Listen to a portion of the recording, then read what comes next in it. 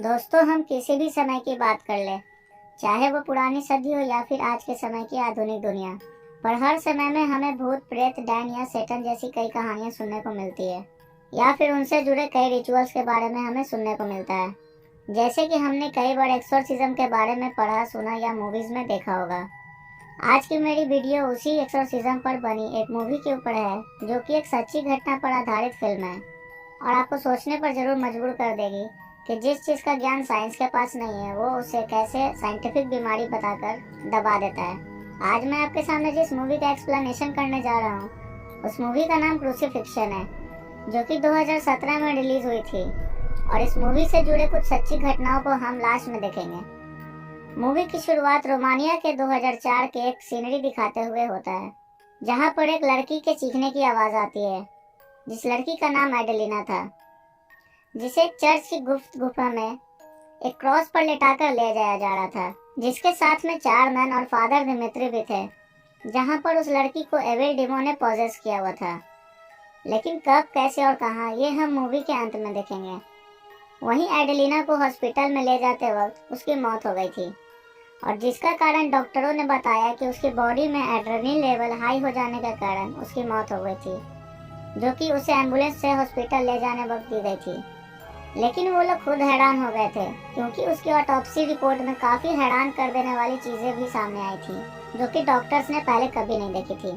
वहीं एक निकोल नाम की जर्नलिस्ट को इस सब के बारे में पता चलता है, और वो इस केस के साथ इमोशनली कनेक्ट हो जाती है, क्योंकि उसके खुद के साथ भी पहले कुछ ऐसा हो चुका था। ऐसा नहीं है कि उसके साथ कोई डेविल का चक्कर था, बस उसके लिए वो इमोशनली अटैच थी। वहीं वो अपने बॉस से काफी रिक्वेस्ट करती है कि वो इस केस पर काम करना चाहती है, और वो उनसे इजाजत लेकर सीधा जेल में फादर से मिलने चली जाती है। वहाँ पर फादर बताते हैं कि एडेलिना ने किसी के साथ शारीरिक संबंध बनाया था, जिसके सीन से वो बहुत ज्यादा दुखी थी, जिसकी वजह से उसको उस डिमोन ने पकड़ लिया था। फादर बताते हैं कि 3 दिन के लंबे एक्सोर्सिज्म के बाद फाइनली उन्हें उस डिमोन का नाम, जो कि एगरिस था, वो पता चल गया था। पर फादर बिशप के वहाँ आ जाने के कारण डिमोन शांत हो गया था, क्योंकि उसे पता चल गया था कि अब उसे रोकने वाला कोई नहीं है। और एम्बुलेंस में ले जाते वक्त एडेलिना की मौत हो गई थी। अब निकोल वापस जा ही रही थी कि फादर उससे कहते हैं कि तुम्हें गॉड ने हमारी मदद करने के लिए भेजा है, मैं जानता हूँ। अब निकोल सीधे अपने बॉस फिल से परमिशन लेकर सीधे जाती है डना को, जहाँ वो सीधा एडेलिना के पास पहुँचती है, जहाँ उसका अंतिम संस्कार होने ही वाला था। वहाँ पर उसे एक अनजान लड़का दिखाई देता है, जिसके वजह से उसका एक्सीडेंट होते होते रह जाता। तो उस लड़के के बारे में हम लास्ट में पता चलेगा। अब वो वहाँ पर कुछ लोगों से बात करने की कोशिश करती है, पर उसे उनसे कुछ खास जानकारी नहीं मिल पाती है। वहीं पर उसके मन में और सवाल उठने लगते हैं, जब एक सिस्टर, जो कि एडेलिना की बहुत करीबी दोस्त थी, वो उसको ये बताती है कि फादर ने उसको नहीं मारा है। अब वो पीछे मुड़कर वापस एडेलिना के बॉडी के पास जाकर उसे देखते रहती है, और उसे उसको देखकर उसके ऊपर काफी तरस आता है। तभी वहाँ पर अचानक से सारी कैंडल्स बुझ जाती हैं, जिससे वो काफी ज्यादा सहम जाती है, और तभी उसे वहाँ पर एक गुफा दिखाई देती है, जिसके अंदर वो चली जाती है। उसे वहाँ पर बहुत सारी खून के बूंदे जमीन पर गिरी हुई मिलती है। जब वो और उसके अंदर जाती है तो उसे वहाँ पर एक गेट मिलता है, और वहाँ पर वो एक क्रॉस को देखती है, जिसके ऊपर एडेलिना को क्रूसीफाई किया गया था। दरअसल जब आप किसी भी इंसान या किसी भी चीज को क्रॉस पर रखकर मरने के लिए छोड़ देते हैं, तो उसे क्रूसीफाई कहा जाता है। पर इस मूवी के अंदर एडेलिना के केस में उसे क्रूसीफाई नहीं किया गया था, उसे बस वहाँ पर बांधा गया था, जिसका फिर बाद में लोगों ने गलत मतलब निकाल लिया। असल में उसके ऊपर वहाँ पर एक्सोर्सिज्म किया जाना था, पर वो बीच में ही रुक जाता है। वो लेने लगती है, जिसको फादर बिशप आकर रोक देते हैं, और वो उसे सीधा पकड़कर बाहर निकाल देते हैं। अगले ही सीन में हम देखते हैं कि निकोल वहाँ से निकलकर सीधा होटल वेला में चली जाती है, वहाँ पर रुकने के लिए। वहाँ पर उसे कुछ अजीब रिचुअल्स दिखाई देते हैं, जिसके बारे में वो पता करती है। तो उसे पता चलता है कि जब कोई नन वहाँ पर पॉजेस होकर मर जाती है, तो गांव के कुछ लोग मास्क लगाकर उस नन का हार्ट निकाल लेते हैं, और फिर उस हार्ट को जलाकर उसका राख पीते हैं, ताकि किसी और के साथ ये ना हो सके। तभी होटल के मालिक उसे बताते हैं कि ये सब सिर्फ एक जश्न बनाने का तरीका है, ये सब एक अफवाह है। अब आगे निकोल फादर एंटोन से मिलती है, जिनका इस मूवी में काफी बेहतरीन रोल है, तो आगे इस वीडियो में बने रहिएगा। अब निकोल फादर एंटोन से कुछ सवाल करती है, तो उसे वहाँ पर दो लोगों के बारे में पता चलता है, सिस्टर बादोवा और एडेलिना के भाई के बारे में, जिसका नाम स्टीफन था। फादर एंटोन उससे कहते हैं कि और ज्यादा जानकारी के लिए उसे फादर बिशप से मिलना चाहिए। फादर बिशप से मिलने के बाद उसे पता चलता है कि जब से एडेलिना बाहर देश से होकर आई थी, तब से उसके दिमागी हालत ठीक नहीं थी। ये सब सुनने के बाद निकोल को ही फादर पर शक होता है कि कहीं उन्होंने ही एडेलिना का मर्डर तो नहीं किया होगा, और सबूत इकट्ठा करने के लिए वो फिर चर्च में वापस चली जाती है। और तभी उसे वहाँ पर एक बेसमेंट मिलता है जहाँ पर सब कुछ तहस नहस किया हुआ था, और वहीं पर उसे एक खून लगा हुआ नाखून भी मिलता है, जिससे एडेलिना ने वहाँ पर क्या कुछ फेस किया था उसके बारे में उसे एहसास होता है। और तभी जब वो वहाँ से जाने लगती है, तभी उसे वहाँ पर वही लड़का दिखाई देता है, और वो उसे देखकर बहुत डर जाती है। और तेजी से जब वो वहाँ से बाहर जाने लगती है, तो उसे वो लड़का अजीब सा क्रॉस बनाकर दिखाने लगता है, जैसे वो किसी चीज के लिए उसे वार्न करना चाहता हो। अब निकोल जब अपने होटल के पास आ गई थी, तभी उसे वहाँ पर फादर एंटोन दिखते हैं, और तभी वो दोनों वहाँ से डिनर के लिए साथ में चले जाते हैं। और तभी फादर एंटोन उसे बताते हैं कि एक्सोर्सिज्म के 3 स्टेजेस होते हैं, जहाँ पर पहले स्टेज में प्रेजेंस के बारे में हमें पता चलता है, जहाँ उन्हें पता चलता है कि क्या कोई डीमन है या नहीं। उसे खाना पीना खिलाया जाता है, लेकिन वो डीमन वो सब खाने से मना कर देता है। और दूसरे स्टेज में हमें पता करना होता है कि डीमन का नाम क्या है, क्योंकि नाम पता करने के बाद उस डीमन को हेल में भेजना आसान हो जाता है। वहीं थर्ड स्टेज में डीमन को कुछ स्पेल की मदद से उसका नाम लेकर उसे हेल में भेजा जाता है, क्योंकि अब उसे पहचान लिया गया था। लेकिन एडेलिना के केस में ये पॉसिबल नहीं हो पाया था, क्योंकि डीमन हेल में नहीं गया था। वहीं फादर उसे बताते हैं कि एक डीमन के लिए एक इंसानी शरीर बिल्कुल एक वेसल की तरह होता है, जहाँ पर वो कहीं भी कभी भी अपने आप को ट्रांसफर कर सकते हैं, और इस प्रोसेस को ट्रांसफेरेंस कहते हैं। अब एंटोन उसे एक बुक देता है, और निकोल उसे लेकर अपने होटल में वापस आ जाती है। वहीं पर वो अपने लैपटॉप को खोलकर उस क्रॉस की तस्वीर को देखने लगती है, जहाँ पर उसे कुछ आकृति दिखाई देती है, जो कि शायद एग्रीज की तरह देखने में लग रहा था। अब अचानक से हमें दिखाई देता है कि उसके ग्लास में एक काला कीड़ा नजर आता है, और अगले ही पल उसका लैपटॉप का स्क्रीन फ्लिकर करने लग जाता है, जहाँ पर वो एग्रीज की तस्वीर खोज रही थी। और तभी उसके ड्रिंक में हमें 2 और कीड़े नजर आते हैं। अब शायद डीमन उसे भी पोजेस करने लगा था, क्योंकि याद है फादर एंटोन ने बताया था कि डीमन कमजोर आत्माओं में ट्रांसफरेंस करता है।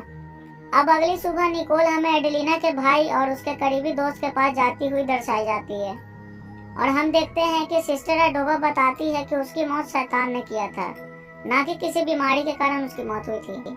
तभी एडोवा निकोल को बताती है कि कैसे उसने एडेलिना के अंदर उस भयानक शैतान को देखा और सुना था, इसलिए वो इतनी कॉन्फिडेंट है कि एडेलिना को एक शैतान नहीं पकड़ा हुआ था। कुछ और पूछताछ करने के बाद उसे पता लगता है कि एडेलिना जर्मनी में थी, और वहाँ उसने किसी आदमी के साथ शारीरिक संबंध बनाया था, जिसके कारण उसके मन में गिल्ट था, और वो वापस अपने गांव लौट आई थी, क्योंकि वहाँ पर उस लड़के ने उसे धोखा दिया था, जिससे सिर्फ उसकी दोस्त बादोवा ही वाकिफ थी। पर आगे हमें एक इंटरेस्टिंग कैरेक्टर के बारे में पता चलता है, जिसका नाम फादर गैब्रियल था। और क्योंकि एडेलिना और उसके दोस्त बचपन में एक ऑर्फनेज में रहा करते थे, वो लोग एडेलिना और बाकियों के लिए एक पिता के समान थे, जिनसे मिलने एडेलिना चर्च जा रही थी। तभी वो वहाँ पर देखती है कि फादर गैब्रियल ने वहाँ पर सुसाइड कर लिया। अब ऐसा क्यों होता है ये सब तो हमें बाद में पता चलेगा, पर इतना आप समझ सकते हैं कि इसकी वजह से या फिर शायद इसके कारण इस सब की शुरुआत हुई थी। वहीं ये सब देखकर एडेलिना फादर के पास जाकर बहुत रोने लगती है, और अब ये सब देखकर एडेलिना अंदर से ही टूट चुकी थी। जर्मनी में प्यार का धोखा, और यहाँ पर बाप समान आदमी की मौत, ये सब देखकर उसे काफी दुख पहुंचा था, और उसे काफी सदमा भी पहुंचा था। उसके बाद से ही वो चर्च में जाने से कतराने लगी, और उसके साथ कई सारे अलग अलग डिमोनिक हरकतें भी होने लगी थी। अब निकोल जब अपने रास्ते से वापस घर की तरफ आ रही थी, तब उसे वहाँ पर फादर एंटोन मिले, जिनके साथ वो डिनर करने चली जाती है। तभी उन्हें वहाँ पर वो अपना दुख बताती है कि कैसे जब वो अपने काम को लेकर बाहर रहा करती थी, तो उसकी माँ को कैंसर हो गया था, और कैसे जब वो अपनी माँ को एक थेरेपी के लिए ले जाना चाहती थी, तो कैसे उसकी माँ ने उसके साथ वहाँ जाने से मना कर दिया था, ये कहकर कि अब वो गॉड के पास है और उससे कुछ नहीं होगा। और कुछ ही दिनों बाद वो मर जाती है, जिसके कारण निकोल का गॉड पर से भरोसा उठ चुका था। यही कारण था कि उसके पॉजेस होने के चांसेस बहुत ज्यादा थे, और ऐसा हो भी चुका था। तभी एंटोन उसे बताता है कि उसके गॉड को ना मानने की वजह से उसके लिए वल्नरेबिलिटी बहुत ज्यादा है। वहीं उसे वहाँ वो अजीब बच्चा दिखाई देता है जो कि एक अजीब सा मास्क पहनकर उसके कान में कुछ फुसफुसाता है, और वो अपने होटल में जाकर रिसेप्शनिस्ट से पूछती है कि इसका मतलब क्या होता है। तभी वो रिसेप्शनिस्ट उसे बताता है कि इसका मतलब इट्स वॉचिंग यू होता है, और वो उसे बताता है कि वो लड़का तो बेजुबान है, तब वो आपसे बात कैसे कर सकता है। ये सब बहुत ही अजीब था, और वो इस अजीब मूवमेंट को देखकर काफी हैरान थी। और यहीं अब निकोल पॉजेस होने लगी थी, और उसे एंटोन से प्यार भी हो गया था, और वो उसके साथ शारीरिक संबंध बनाने के बारे में सोचते रहती थी, या फिर कोई डिमोन उसे कुछ ऐसा फील करवा रहा था। अगले ही दिन निकोल उस लड़के के घर जाती है जो कि बोल नहीं सकता है, लेकिन उसका डॉग उसकी गाड़ी के ऊपर हमला कर देता है, जिसके कारण वो तेज बारिश में वहां से निकल जाती है। वो वहां से सीधा सिस्टर वादोवा के घर जाती है, और उसे वहां पर और भी कई सारे बातें पता चलती हैं, जैसे कि एडेलिना को डेविल ने पोजेस कर लिया था, और वादोवा उसे कुछ पास्ट के इंसिडेंट्स के बारे में बताती है कि वादोवा एक दिन सोते हुए देखती है कि एडेलिना को कुछ हो रहा है, और वो बहुत ज्यादा तड़प रही है। और जैसे ही वो चादर को हटाती है तो वो एडेलिना के प्राइवेट पार्ट्स के ऊपर मक्खियों को चिपकी हुई देखती है। ये देखकर वो घबरा जाती है, और वो वहाँ पर होली वाटर रख देती है, जो कि एडेलिना को बिल्कुल भी पसंद नहीं आता है, और वो गुस्से में पूरे रूम में सब कुछ तहस नहस कर देती है। इसके बाद एडेलिना के दिमागी हालत के बारे में भी उसे कुछ पता चलता है। अब इस हादसे के बाद वो लोग एडेलिना को डॉक्टर फ्यूनर के पास ले जाते हैं, और वो उसे बताती है कि एडेलिना को हर समय लगता था कि हम सब डिमॉन्स हैं जो कि उसे पोजेस करने की कोशिश कर रहे हैं। इस बीमारी को डॉक्टर ने बताया कि स्किज़ोफ्रेनिया बोला जाता है, जिसमें लोगों को बहुत ही ज्यादा हेलुसिनेशन होता है, और उन्हें ऐसा लगता है कि सब लोग उसे मारने के पीछे लगे हुए हैं। सिस्टर वादोवा बताती है कि जिस दिन एडेलिना का एक्सोर्सिज्म हो रहा था उस दिन वो वहीं पर थी, लेकिन वो इतना वहां से चली गई, और वो वहां पर थी तो सही, लेकिन उसका हिस्सा नहीं था, सिर्फ इस चीज के कारण कि डिमोन ने वहां पर बंद कमरे में बारिश करवा दी थी ताकि उसके ऊपर होली वाटर काम ना कर सके, जिसके कारण वो बच गई थी। अब निकोल अपने होटल में वापस आ जाती है, और एक अजीब सी डिमोनिक आवाज उसे सुनाई देती है, जिसके कारण वो काफी डर जाती है। और तभी फादर एंटोन भी वहां पर आ जाते हैं, और वो फिर से उसके साथ शारीरिक संबंध बनाने के बारे में सोचने लगती है और सो जाती है। और अगले ही दिन जब उसकी नींद टूटती है तो वो देखती है कि वहाँ पर एक पर्ची रखी हुई है, और उसमें लिखा है कि तुम एक ग्लास ड्रिंक पीते ही सो गई थी। उसी रात निकोल जब अपने कार से कहीं जा रही थी तो उसकी कार खराब हो जाती है, और उसे वहाँ पर फिर से कोई डिमोनिक प्रेजेंस फील होने लगती है। वो वहाँ पर बहुत डर जाती है, और उस कार को वहाँ पर छोड़कर दूर भाग जाती है, और उसे ऐसा लगता है कि उसका कोई पीछा कर रहा है। तभी थोड़ी देर बाद वहाँ पर एंटोन आकर उसे वहाँ से ले जाता है, क्योंकि उसने उसे फोन किया था, और वो उसे लेकर चर्च में आ जाता है और कहता है कि तुम यहाँ पर सेफ रहोगी। और बाद में उन्हें पता चलता है कि उस कार में कोई खराबी नहीं थी। उसके वहाँ से तुरंत जाने के बाद वो कार आराम से स्टार्ट हो गई थी। निकोल अब वहाँ पर इतनी ज्यादा डर गई थी कि अगले ही दिन होते हुए वहाँ से निकल जाना चाहती थी, और अगले दिन वहाँ पर वो सब कुछ लेकर जाने लगती है, और तभी वो देखती है कि सूरज की किरणें वहाँ पर बहुत ही ज्यादा सुंदर चमक रही है, और कहा जाता है कि सूरज की ये किरणें गॉड की उंगलियां होती हैं। और तभी वो वहाँ पर रुक जाती है, और वहाँ पर फादर गैब्रियल की ग्रेव देखती है, और वहाँ पर वो देखती है कि फादर गैब्रियल की डेट भी उसकी मदर की मौत की डेट से मिलती थी। और तभी वो समझ जाती है कि फादर गैब्रियल ने सुसाइड क्यों किया था, डिमोनिक प्रेजेंस आई कैसे थी, और ये सब हुआ कैसे। अब वो उस चर्च में वापस जाती है, और वहाँ पर सिस्टर से पूछती है कि फादर ने आखिरी बार यहाँ पर एक्सोर्सिज्म कब और किस पर किया था, और वहाँ पर बुक में देखने पर उसे एक नाम मिलता है, तावियान अनामार, और वो वही बच्चा था जो कि बोल नहीं सकता था। और अब उसे वहाँ पर पहुँचकर पता चलता है कि वो बच्चा अपने पिता के लिए फादर को बुलाकर लाया था। ऐसा निकोल को उसके पिता से बात करने पर पता चलता है कि वो अपने बच्चे को मारने ही वाला था उस डिमोन की वजह से, लेकिन फादर ने मुझे रोक लिया।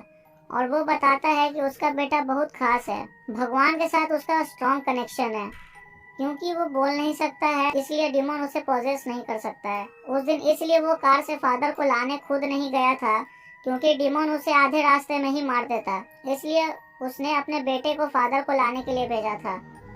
और तभी निकोल उससे सवाल पूछती है कि क्या फादर को उस डिमोन का नाम पता चला था या नहीं, और ऑब्वियसली उन्हें उसका नाम पता चल गया था, क्योंकि तभी एक्सोर्सिज्म कंप्लीट हो सकता है। पीछे से बच्चा निकोल को इशारा देता है कि हाँ, और टैंकर के ऊपर उसका नाम लिख देता है, एगारिस। और ये वही डीमन था जो कि सबको पॉजेस कर रहा था। अब धीरे धीरे सारे धागे जुड़ गए थे कि फादर के अंदर डीमन था और डीमन ने फादर को सुसाइड करने पर मजबूर कर दिया था।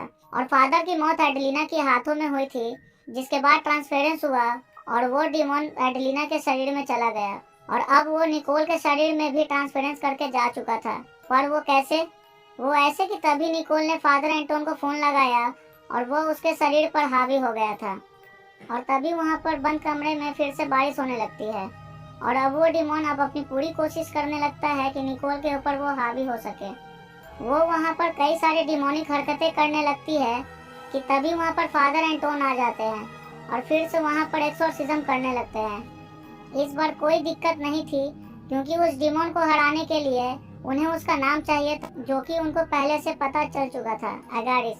पर एक्सोर्सिज्म में क्या खास बात होती है कि आपको भगवान के ऊपर श्रद्धा होनी चाहिए, जो कि निकोल को बिल्कुल भी नहीं था। पर आखिर में निकोल भगवान पर भरोसा करती है और वो उस डीमन को हराने में कामयाब रहती है। एगारिस को हेल में भेज दिया जाता है और यहीं पर मूवी खत्म हो जाती है। दोस्तों, अगर आपको इस मूवी का एक्सप्लेनेशन पसंद आया होगा तो प्लीज वीडियो को लाइक करिएगा, शेयर करिएगा और सब्सक्राइब करना ना भूलिएगा।